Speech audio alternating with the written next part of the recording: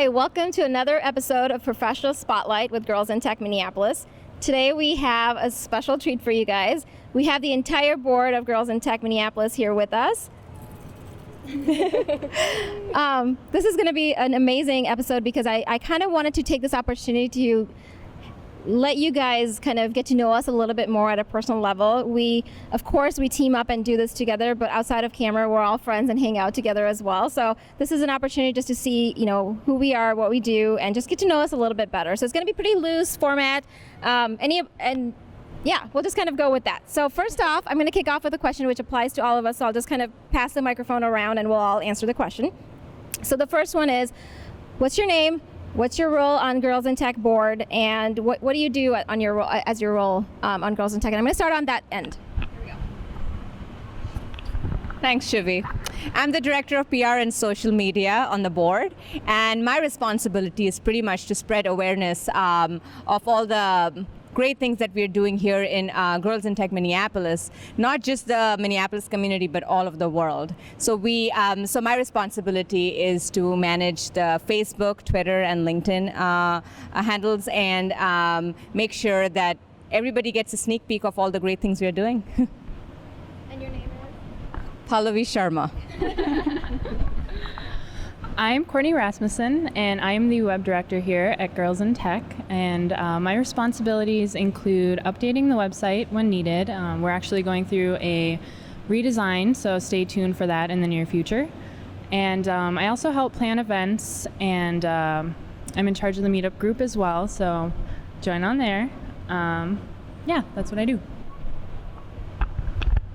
Hi, my name is Megan Herman. I am the Director of Events. I work with all these lovely ladies to plan, promote, work with everyone in the community to really get our name out there and connect women in technology. I'm Cassie Langford. I am Director of Mentorship with Girls in Tech. My role on the board is to help facilitate relationships and events surrounding the empowerment and education of women in tech of all ages. So if that is one-on-one mentorship between a high school student and one of our peers, or if it is a flash mentorship event where we as peers help teach each other about opportunities in the business, that's me. That's my spot here. And I am Stacia Zumbo. I am the Director of Community Engagement and Sponsorship, and I am responsible for creating relationships and partnerships with companies here in Minnesota.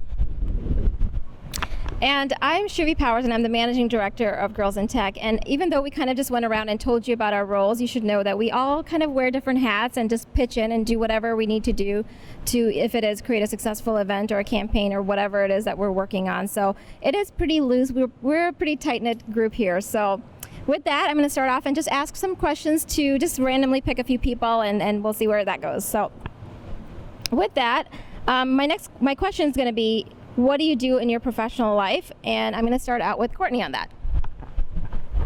Thank you, Shivi.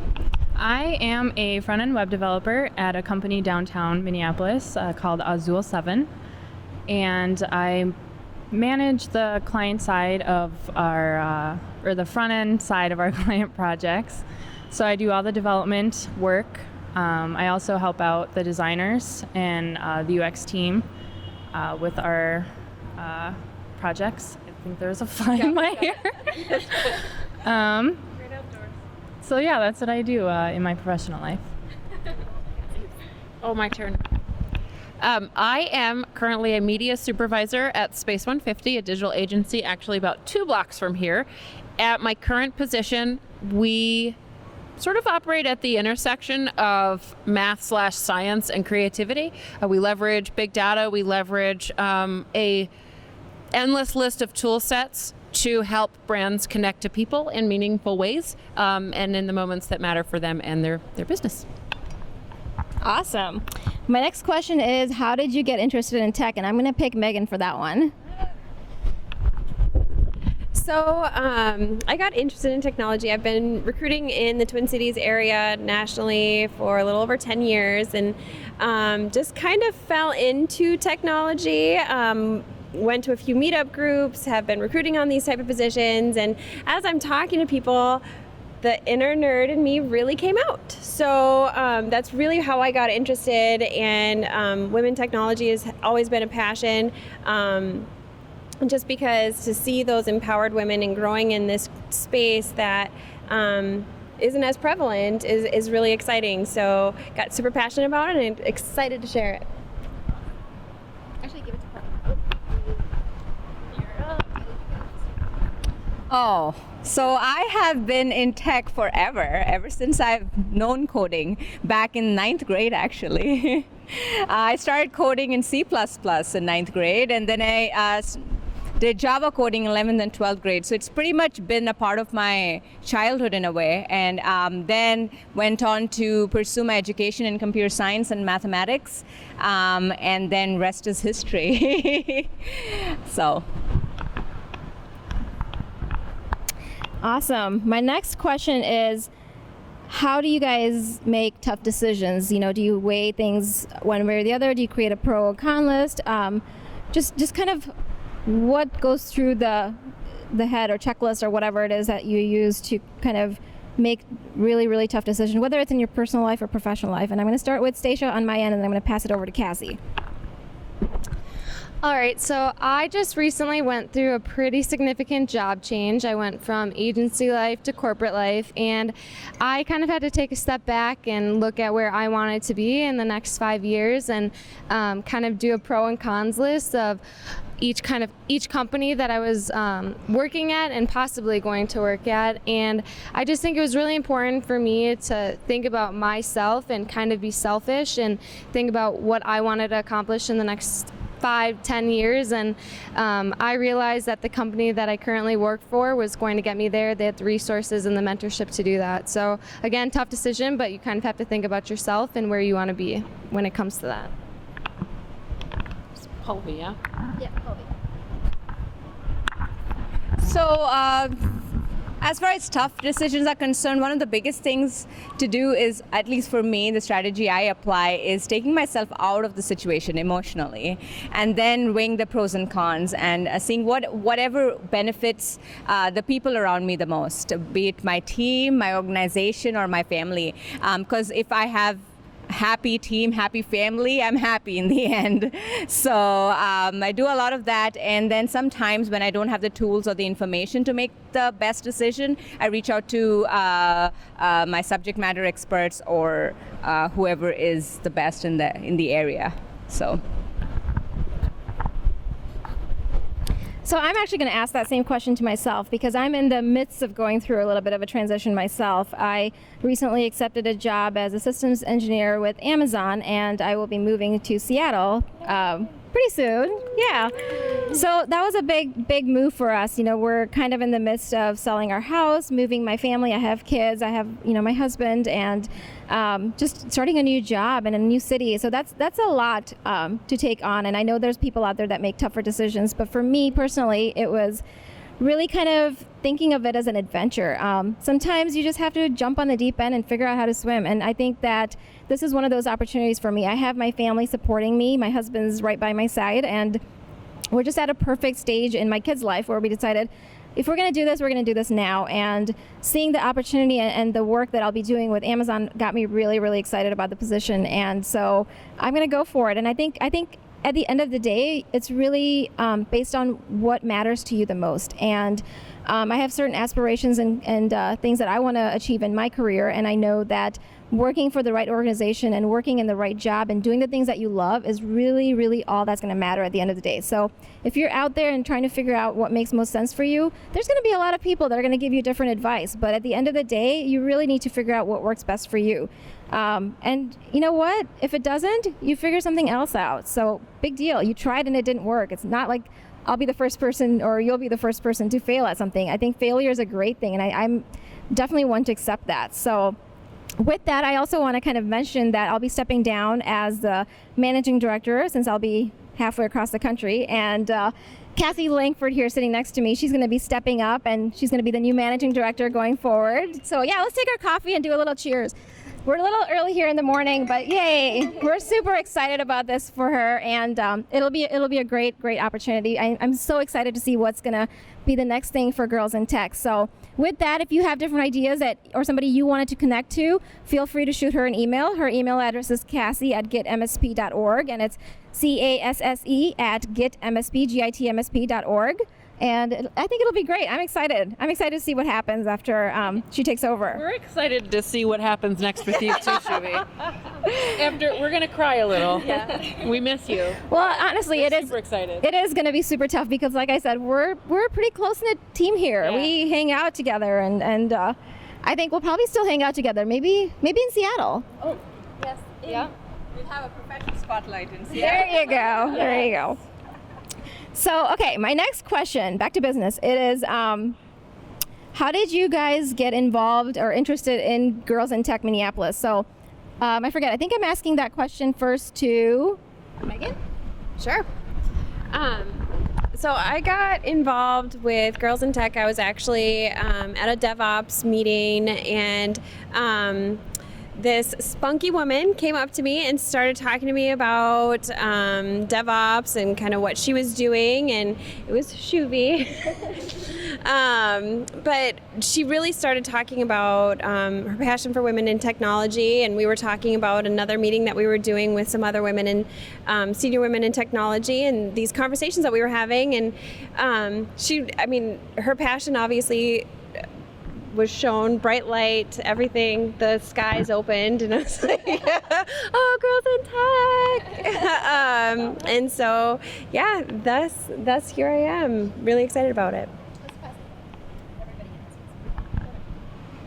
So I first learned about Girls in Tech through Shuvi as well. I didn't join right away, or I guess I joined right away. I signed up for the newsletter, but I didn't become the web director until a few months later when I saw the position open up. And being a front-end web developer, I thought being the web director fit hand in hand. But I really just enjoy giving back to the community, encouraging other women or young women, ladies, that are excited or wanting to learn more about how to get involved in tech, but maybe aren't sure how, to steer them in the right direction or mentor them, give any advice that I can. And so that's mainly why I am interested in Girls in Tech. Thanks, Courtney. I first found out about Girls in Tech when Shuvi brought me on. The wonderful Shuvi brought me on for a professional spotlight interview, and ever since I couldn't. Every single day I would sleep and wake up thinking about Girls in Tech. I'm like, I have to give back to my community, and this organization seems like the best vehicle for that. And that thought was on my mind for about 8 months, until when I was finishing up with my business school and I needed something great to contribute to. So reached out to Shuvi and the team, and there I was on the board of the team, and rest is history. So I'm really, really excited to be on the team and all the great things we are doing. So great. I am not here because of Shuvi. We actually started about the same time. I got involved in Girls in Tech very deliberately. My husband took a job in the Twin Cities metro area about a year and a half ago, and at that point I had some not tough decisions because we knew we were moving, so that was already done, but some important decisions to make for my own life. And for me, getting involved with Girls in Tech was a no-brainer as far as wanting to give back.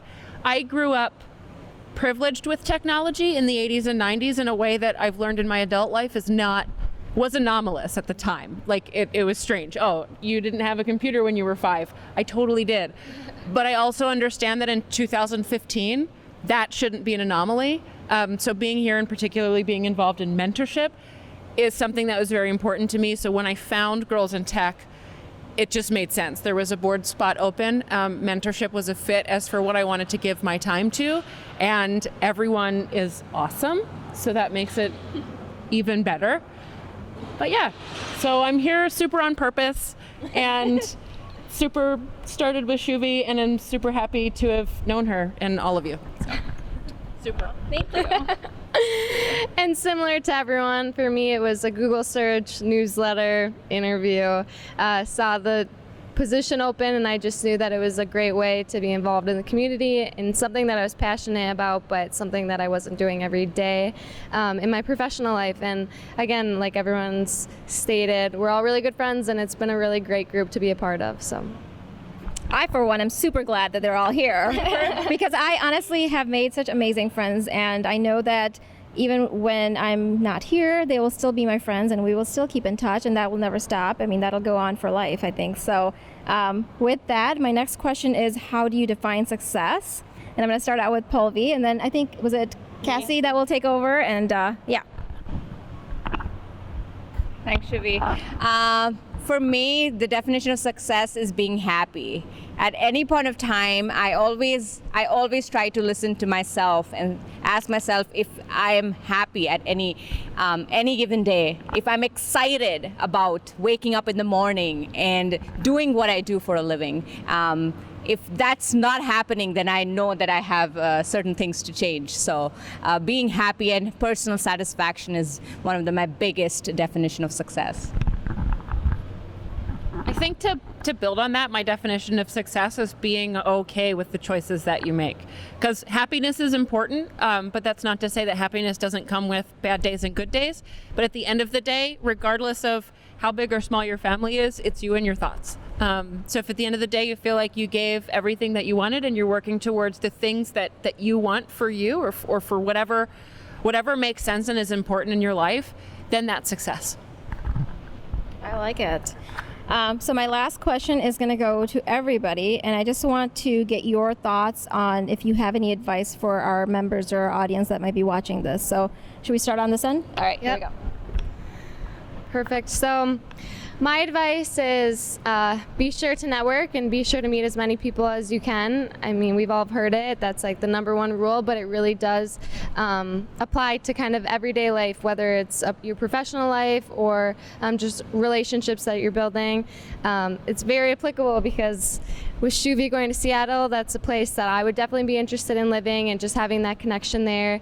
Maybe one day I'll get to work with her or live close to her again. So, and it's all because of the relationships that I've built. So. Oh, you're not gonna go? No, I'll let you. Advice. It's two-part. Be fearless. Fearless. Talk to me about it if you need. And don't ever feel like you're alone. Sometimes it may feel that way. You may feel like on your team or in any part of your life you're the only one with a certain perspective or a thought, or you may physically feel alone as a woman in a man's world, or however you want to frame that. Stop. We're here to let you know that that's not the case. We are here to empower and amplify and support one another. And perspective is important, and don't ever be afraid of going after whatever it is. And if you don't know where to start, we're here for you. All right. And I am going to piggyback off of both of you. Go for it. So mine is, don't be afraid to ask for help. Ask your peers, your friends, your family, us, the other members, the rest of Minneapolis. We're Midwest nice, right? Don't be afraid to ask for help. It's just one question. I'm going to go ahead and piggyback off of all three of you. Just keep in mind that not everyone knows everything. So just because it might seem like you don't know the answer to a question and you need to ask for help, there are other people in the same boat as you. So just don't be afraid to ask for help.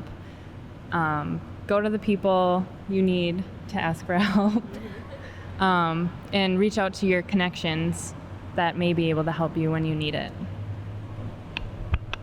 And my advice will be to constantly be in a learning mode, constantly be a student, and reach out to the resources like us, and get to learn something new every day, be it like looking up an article online or reaching out to a friend who's going to teach you something new. Always being in a learning mode is going to constantly put you on that path of progressing in your career or in life in general. So that's my advice. Okay, I'm going to add a little bit to that, and I have kind of a different spin on it. When people ask or talk, share and be humble. Give back. You know, trust me, there are enough jobs out there for you, me, and everyone else. So just be out there and be humble, be helpful to other people. I think we're going to all work together, and I think that's the only really way to go about this. So yeah, so there's that. With that, let's see, was there anything else? I think that was it, right? All right, with that, we're going to sign off here. Thank you so much for listening. If you have any feedback, send it our way, info@gitmsp.org, or send it directly to Cassie. Most of our email addresses are on our website. If you haven't signed up for our newsletter, please do so. If you go to our gitmsp.org webpage, if you scroll down to the bottom, all you have to do is provide us your email address. We will not bombard you with emails, I promise you. It'll just be one newsletter a month, just telling you a little bit about the events that we're hosting, as well as we collaborate a lot with different organizations within the Twin Cities. So we'll tell you a little bit about organizations out there that are doing different things, cool things that we think you might be interested in. So it's like a one-stop shop for what's going on in the community, and we hope that you will attend ours as well as any other ones that pertain to your field or your interest level. So with that, if you like this video, give us a thumbs up. Join us, be active on social media. We are. Tell us if you are doing a good job or not, and what you'd like to see more from us. And I think with that, we're going to wrap it up. So thank you so much. And also, I do want to give a shout out to our sponsors, because without them, we couldn't do what we do here. And also to Jennifer, who's recording this video behind the camera here. So we really appreciate that as well. So with that, we'll sign off. Thank you.